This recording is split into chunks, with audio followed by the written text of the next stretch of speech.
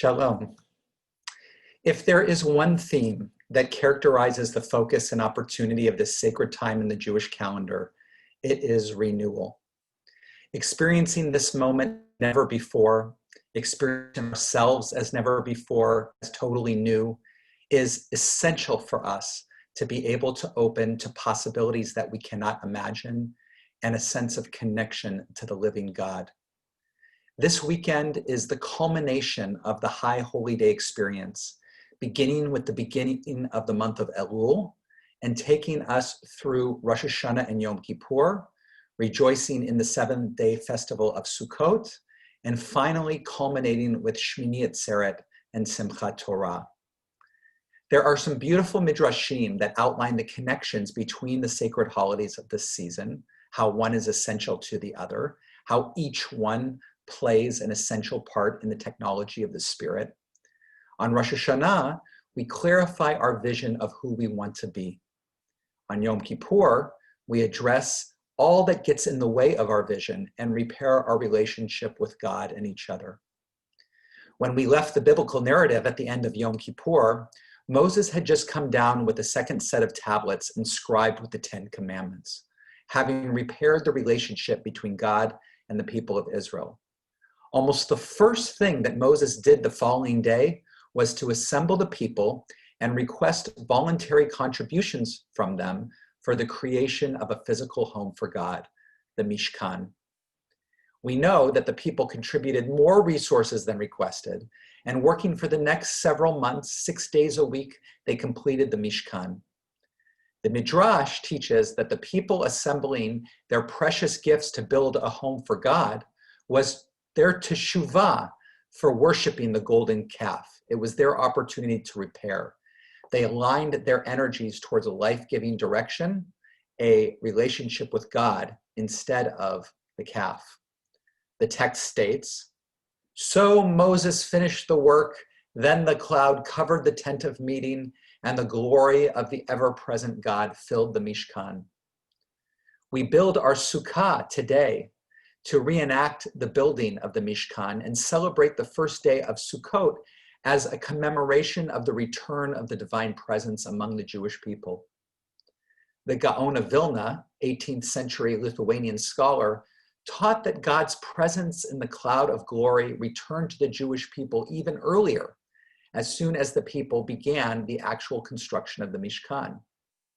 As I've been sharing this holiday, in the Talmud, Rabbi Eliezer interprets the reference of Sukkot in the Torah to mean the clouds of glory, of divine presence, not just the huts or booths that we sit in.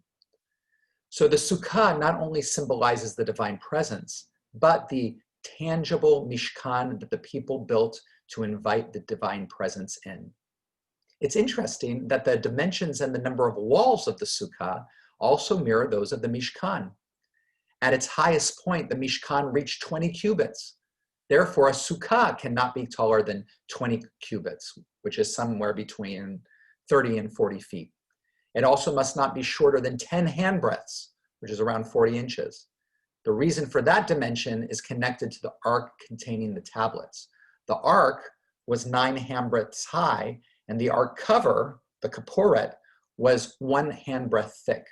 Therefore, the Talmud points out that the sukkah must be at least high enough to contain the covered ark of the Mishkan. The Mishkan also had 3 walls, with the 4th side partitioned into 3 to form an entranceway. And the sukkah, according to the Mishnah, therefore needs to have at least 3 walls. So the building of the sukkah is symbolic of the concrete way that we create space in our lives for the divine presence to dwell. If our Mishkan, it is our Mishkan. If Yom Kippur is about repairing our relationship with the Holy One of Being, then the Sukkah is the place where we hang out with our beloved friend, where we bask in each other's presence. But why do we dwell in the Sukkot for 7 days?